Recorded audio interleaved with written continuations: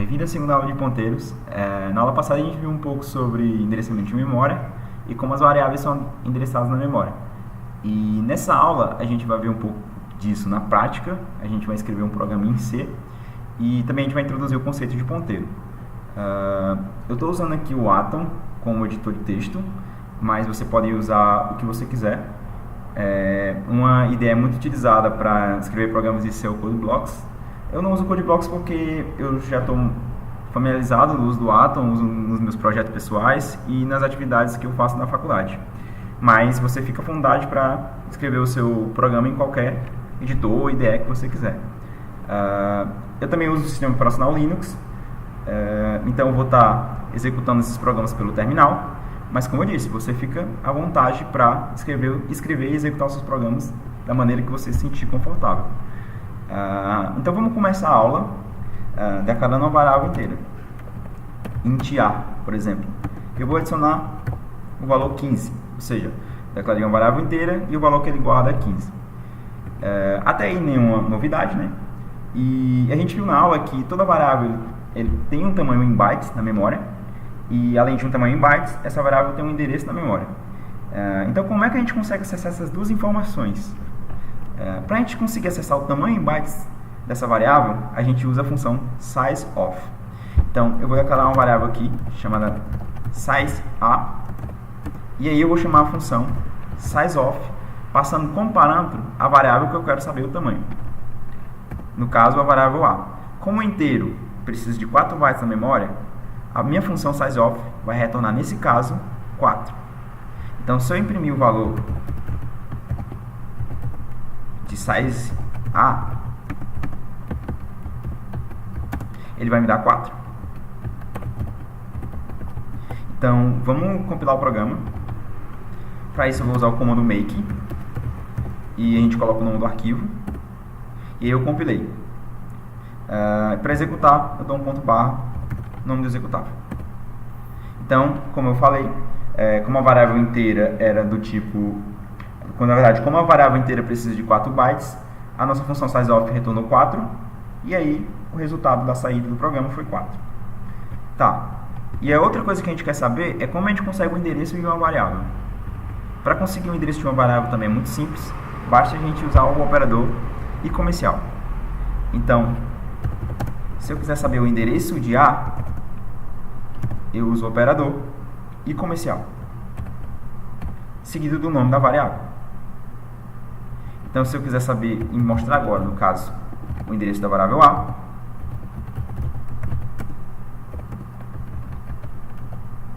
é bem simples. Vamos executar novamente o programa. Eu vou limpar aqui o terminal. Vou compilar. E ele deu um warning, porque o tipo de dado que o comercial A retorna não é o inteiro. Então, para resolver isso,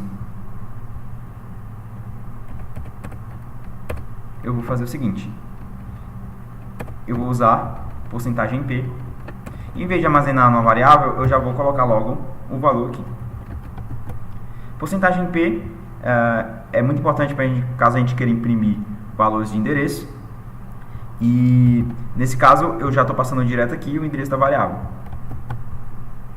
Então, se eu quiser agora executar o programa novamente, eu dou o comando make e depois eu executo o programa. Tá, então ele disse novamente que o tamanho da variável A aqui é 4, e aí na segunda linha da saída, ele disse que o endereço de A é esse número malucão aqui. Tá, e que número maluco é esse que ele imprimiu? Na verdade é um valor, só que esse valor está em hexadecimal. Então, se você viu na aula passada que a gente viu que a gente tinha variáveis e eu coloquei vários endereços, só que eram endereços inteiros, aqui é a mesma coisa, só que está em outra base. Beleza? Então, em função disso, o que seria um ponteiro? Um ponteiro nada mais é do que uma variável que armazena endereços. E com isso, a gente consegue fazer coisas muito legais. A gente consegue, por exemplo, acessar o valor que está naquele endereço e até mesmo mudar o valor que está naquele endereço. Tá, e como é que eu declaro um ponteiro? Para declarar um ponteiro, a primeira coisa que eu tenho que dizer é para que tipo de dado ele vai apontar. Ou seja, esse ponteiro vai apontar para uma variável do tipo inteiro, ou esse ponteiro vai apontar para uma variável do tipo float. Então, a primeira coisa que eu tenho que dizer é o tipo. Então, como eu quero armazenar o endereço da variável A, então o tipo vai ser int, porque o tipo da variável A é int. E aí, logo depois do tipo, eu coloco asterisco. E o nome do ponteiro, que nesse caso eu vou chamar de P. Então, é nessa forma que eu declaro um ponteiro. Ou seja, tipo, asterisco e nome do ponteiro. Tá, beleza, mas eu quero armazenar o endereço da variável A no meu ponteiro. Como é que eu faço isso?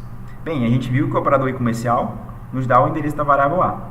Então, para mim armazenar o endereço na variável P, basta eu fazer P sem o asterisco, receber o endereço da variável A. Então, nessa linha, qual é o valor que a variável P guarda? Nesse caso, ele vai guardar o endereço, aquele númerozinho hexadecimal que a gente viu, da variável A.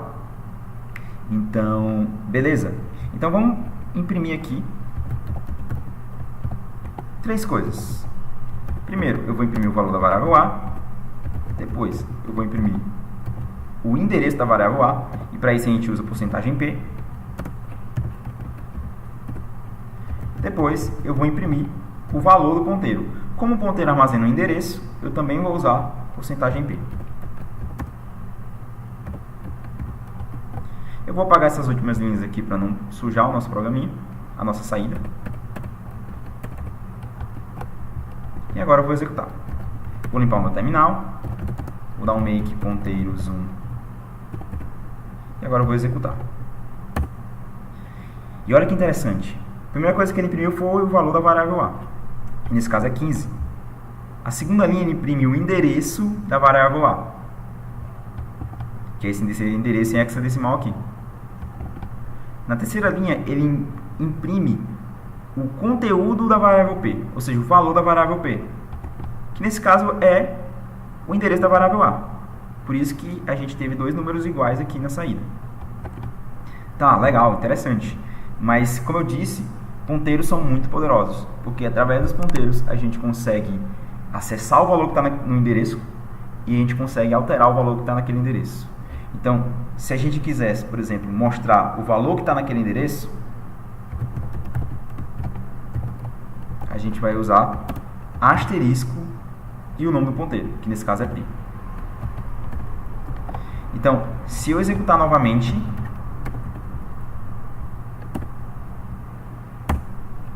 olha que interessante. Ele mostrou na primeira linha o valor da variável A, depois o endereço da variável A, depois o conteúdo que o ponteiro está armazenando e depois o valor que está no endereço que o ponteiro está apontando. Então, a gente consegue acessar o valor daquele endereço com asterisco e o nome do ponteiro. Tá, interessante. Mas eu disse que a gente consegue alterar o valor que está naquele endereço. Então, para alterar o valor daquele endereço, a gente, de novo, acessa asterisco, o nome do ponteiro, atribuindo um novo valor. Por exemplo, eu vou colocar o valor 20. E se a gente imprimir novamente, o valor que está naquele endereço,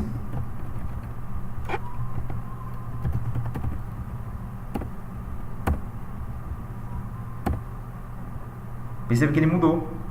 Antes estava 15 e agora está 20. Tá, e olha o mais interessante. Agora eu vou imprimir o valor da variável A. Quem era o valor da variável A? Era 15. E veja que P aponta para A, ou seja, P guarda o endereço de A. E na linha 17 eu disse que, pô, vai naquele endereço, que é o endereço da variável A, e altera o valor que está lá. Antes era 15, agora é 20. Então, o que vocês acham que vai ser mostrado nessa linha aqui? Vamos executar.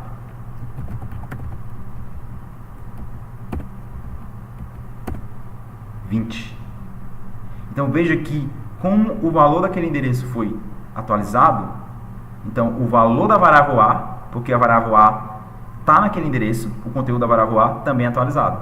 Então agora vocês perceberam o poder dos ponteiros. A gente consegue acessar o valor e a gente consegue alterar o valor do endereço. Então a variável que está naquele endereço também é atualizada. Então era isso que eu queria falar nessa aula.